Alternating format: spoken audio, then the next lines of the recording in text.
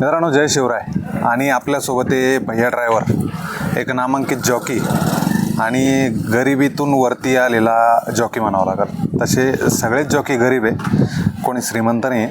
कारण की बैलगाडा मालक जरी श्रीमंत असेल पण तो मनाने श्रीमंत आहे, तसेच जॉकी हे पण मनाने श्रीमंत आहे आणि सगळ्याच परिस्थितीची जाण असते. कारण की सगळ्यात मोठा जर पाठ म्हटलं बैलगाडा शर्यतीत तर तो मैदानामध्ये पाठ असतो जॉकीचा. आणि त्या जॉकीनेच जर गाडी चांगली नाही चालवली तर तिथं हार ही बैलाची होतेच आणि त्या बैलगाडा मालकाची पण होते. आपल्यासोबत भैया ड्रायव्हर आहे आणि मुलाखत लवकरच बघायला भेटेल. पण भैयाने बैलगाडा मालक म्हणून या क्षेत्रात पाय ठेवला, त्याचं कारण एक विचारायचं होतं. काय कारण आहे? बैल आदत आहे, काय नाव त्याचं? थैमान. आज थैमान घातला. थैमान आज तिसरं मैदान आहे. साहेबाच्या साहेबासोबत आहे. बरं. फळवणी मैदान झालं गेल्या 15-20 दिवसात झालं असेल. तिथं फायनल केला बरं. घरच्याच गाडीने आमच्या.